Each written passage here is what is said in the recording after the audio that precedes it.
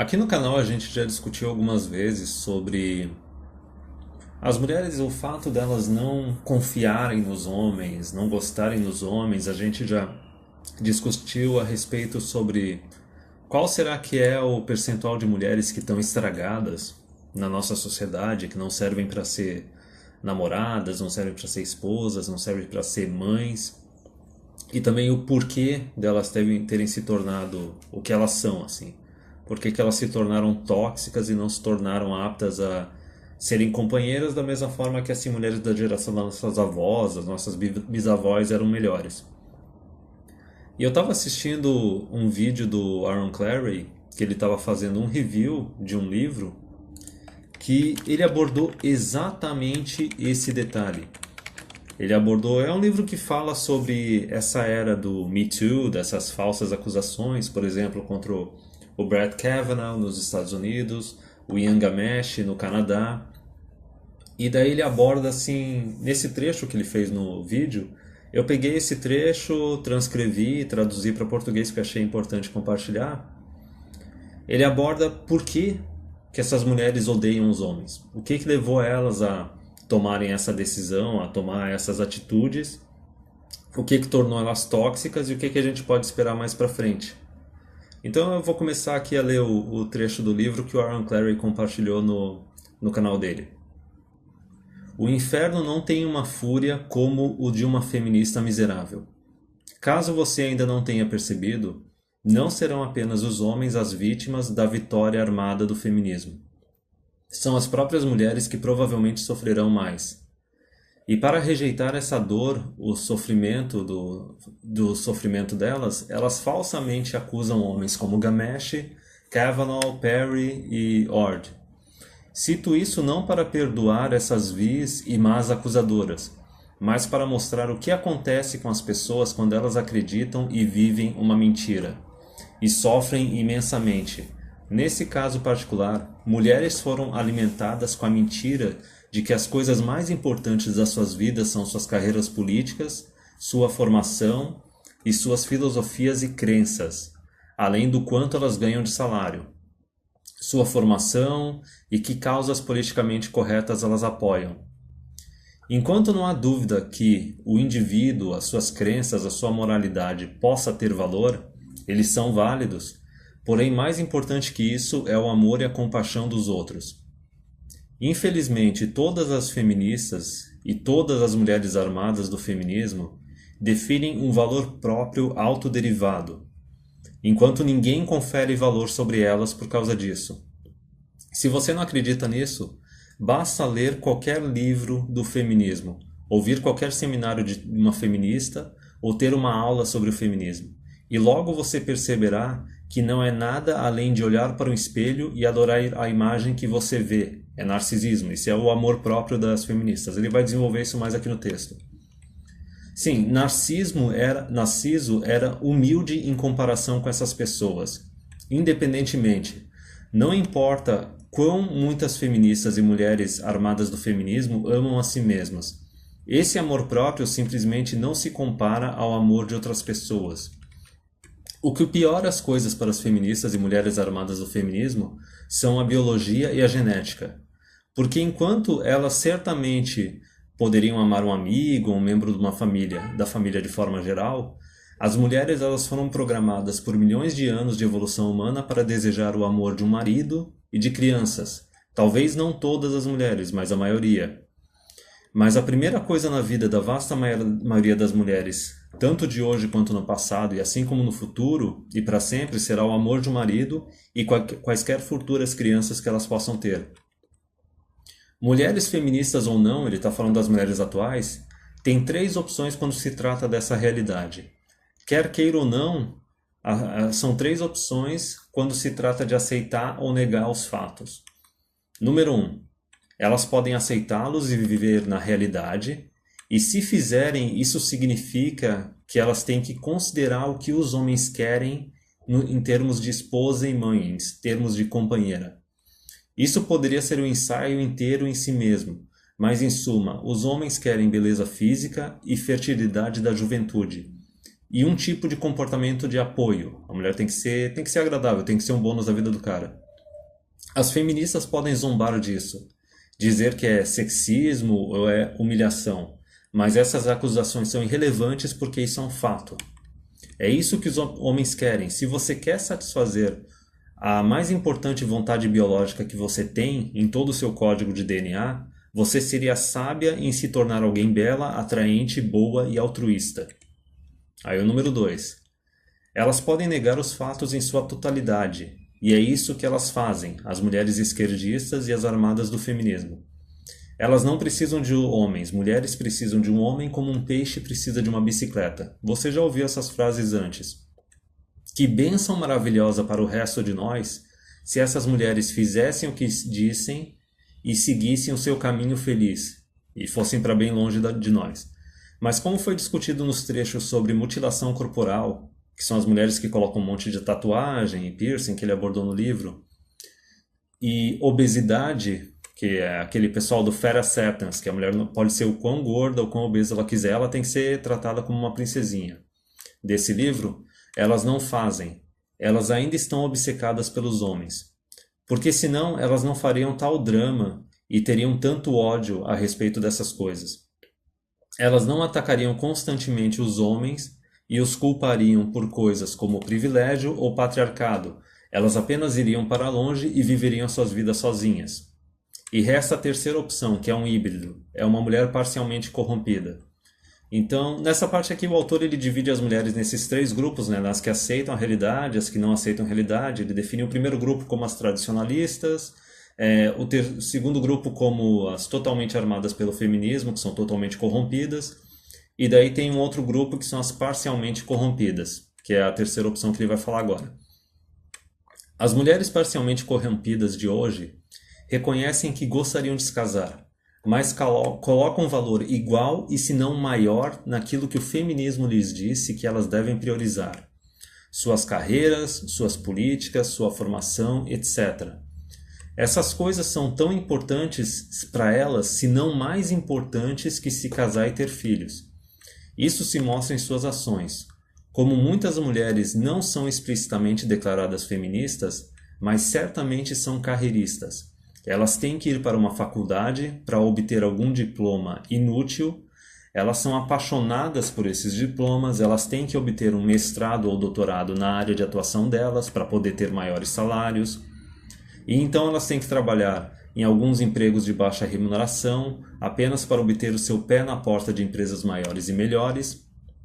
E uma vez que a sua carreira começa a ganhar força, elas não podem tomar a decisão de começar uma família e muito menos ter um relacionamento, pois ainda há $79.403 de dívida dos seus empréstimos estudantis, de quando ela foi pegar o tal diploma inútil.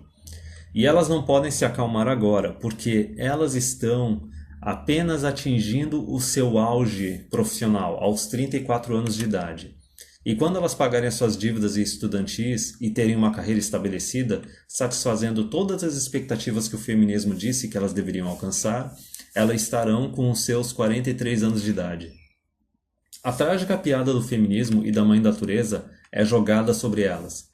Nenhum homem que é sério a respeito de iniciar uma família vai começar a procurar por mulheres em seus 40 anos de idade. A maioria dos homens são atraídos por mulheres na faixa dos 20 anos de idade, e a biologia também favorece os óvulos dessa idade. Agora, existem consequências para essas três escolhas. A primeira, que é a escolha da mulher tradicionalista, na qual as mulheres reconhecem a realidade genética e admitem que elas querem uma família, provavelmente terminará em uma família real, e a mulher vai manter o seu físico e aparência física o suficiente para atrair um homem de qualidade, que ela vai amar, e ela vai perceber e reconhecer que esse homem, qualquer criança que eles tiverem, serão a coisa mais importante da sua vida.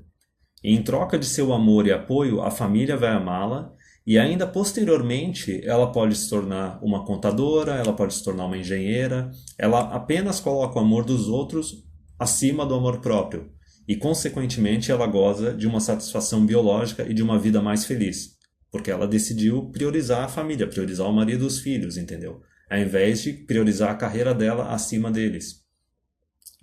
A segunda opção é a opção da mulher totalmente corrompida pelo feminismo. A segunda é uma vida de miséria. Aqui estão as feministas que torturaram-se sobre o medo paralisante do trabalho que seria necessário para atrair um homem de qualidade. Por isso que elas se embaranam, por isso que elas não se cuidam. Elas consideram ofensivo ter que cuidar da própria aparência para atrair um homem. E também elas ficaram com medo paralisante do esforço que seria para poder criar também uma família versus o seu imperativo genético, que está gritando para elas fazer isso. Então elas não querem se esforçar para conseguir um homem, para casar, para ter filhos, só que o imperativo genético delas está berrando para elas fazerem isso enquanto os óvulos delas estão morrendo. E sendo uma feminista, é muito claro que lado elas escolhem. Mas a realidade biológica continua a comê-las por dentro, e isso se mostra em sua aparência feia e rostos zangados. Embora isso possa parecer um tiro barato, não se trata apenas de ver o quanto as feministas são infelizes e miseráveis. A Ford, que é a acusadora do Brett Kavanaugh, não estava feliz ou com boa aparência. Hillary Clinton definitivamente não é feliz. Nancy Pelosi não é feliz. A Nancy Pelosi é tipo uma Ideri Salvati, uma Erika Kokai, socialista lá do Partido Democrata nos Estados Unidos. E todo o pessoal dos departamentos de estudos femininos não é feliz. Elas podem publicar milhares de livros, emitir milhões de diplomas de ciências sociais e humanas, fazer toneladas de discursos e falar sobre amor próprio o quanto elas quiserem, mas os crânios permanentemente miseráveis em seus rostos dizem a verdade. A terceira é uma vida de confusão e traição. Essas mulheres são mulheres parcialmente corrompidas. Estas mulheres reconhecem que queriam se casar e ter filhos algum dia, mas não às custas das suas políticas, da sua carreira ou da sua formação. Adicionalmente, dependendo do quanto do feminismo elas beberam, elas também podem acreditar em coisas que vão ou não tornar uma família possível, ou resultarão em uma família disfuncional. Uma mulher que valoriza a carreira mais do que a família provavelmente vai se divorciar e certamente vai pagar alguém para criar os seus filhos. Uma mulher que acha que os homens são superficiais por preferir mulheres fisicamente atraentes nunca vai chegar perto de uma esteira ou de uma academia. Nunca atraente, talvez nunca vá se casar, ou pelo menos irá conduzir o seu marido ao seio de outra mulher. Uma mulher carreirista ou obcecada pela educação, pela formação, permanece na formação acadêmica ou na carreira por muito tempo, perdendo tanto a sua beleza quanto a sua fertilidade, apenas atingindo o mercado de casamento ao mesmo tempo que ela atinge a menopausa. Ou o fato de que ela foi financeiramente sobrecarregada com empréstimos estudantis para ter um diploma de sociologia afasta todos os homens, porque ela é um passivo financeiro. Essas mulheres não estão imediatamente com raiva nesse exato momento, mas elas irão se tornar ainda mais irritadas ao longo do tempo, pois o que lhes foi prometido pelo feminismo nunca foi entregue. O que é isso? A carreira, o alto salário, o marido, os filhos, a casa, tudo isso. Só que não dá para fazer tudo, tempo de vida limitado. E essa raiva só piora quando elas percebem que a sua única chance de verdadeira felicidade foi desperdiçada há muito tempo atrás e que nunca poderá ser recuperada novamente. Na busca de ter tudo, elas acabam com nada. Desses três grupos, apenas o primeiro não vai ficar revoltado com o mundo, pois elas aceitaram a verdade, aceitaram a realidade e tomaram decisões com base em ambos, e consequentemente gozarão de uma vida feliz e tecnicamente superior aos outros dois grupos. Os outros dois grupos restantes, que são da mulher totalmente feminista ou da parcialmente corrompida, esses dois grupos estão com raiva, muita raiva. Elas perderam tudo. Nada que lhes foi prometido se tornou realidade. Suas vidas inteiras foram desperdiçadas. E embora não haja garantia, se você mais uma vez olhar para as feministas e para a dicotomia entre elas e os homens opressores, a narrativa da vítima feminina, a doutrinação feita nas mulheres dos 5 aos 35 anos de idade, os numerosos casos de falsas acusações citadas neste livro, para não mencionar os termos patriarcado e privilégio masculino. Quem você acha que elas vão culpar? E agora a gente já sabe o que vem adiante, né? A mulher nunca é responsável pelas próprias decisões e pelos próprios atos. É óbvio que elas vão culpar os homens. Essas mulheres já provaram que elas não têm a força intelectual necessária para aceitar a realidade. A maioria delas demonstrou que elas são preguiçosas tanto quanto elas são narcisistas. Elas escolheram derivar todo o seu valor através do amor próprio e não através do amor externo. Porque o amor próprio é fácil, ele não exige esforço, enquanto o amor externo é difícil de se ganhar e você precisa merecê-lo. Eu adoro como a maioria dessas mulheres conscientemente escolheu carreiras mais fáceis e caminho de vida mais fáceis, esperando que elas tivessem sorte e pousassem em algum cargo público confortável, sem fins lucrativos, ou um cargo acadêmico em alguma universidade, sem fins lucrativos, ao invés de trabalhar duro, aprendendo cálculo, engenharia ou talvez trabalhando em uma plataforma de petróleo. Elas constantemente lamentam e reclamam da lacuna de esforço e de salários que existe entre homens e mulheres. Se você acha que elas vão se responsabilizar pelas consequências das suas decisões, você está enganado. Você sabe muito bem que elas vão culpar os homens de uma forma ou de outra pelos seus próprios fracassos. Se você já levantou um dedo para discutir com uma mulher, ou até mesmo se você foi inconveniente de alguma forma com alguma mulher, saiba que elas estão vindo atrás de você. Porque você é um homem, você é o inimigo e você é o culpado. Então a gente pode ver, lógico que nesse livro ele tem um discurso meio tradicon, só que se tu for ver as mulheres mais inteligentes da minoria, o que elas estão fazendo hoje em dia? Elas estão se tornando conservadias. Elas estão tentando ir para aquele primeiro caminho assim de aceitar a realidade, prestar atenção no que os homens querem como uma companheira e tentar se tornar essa companheira.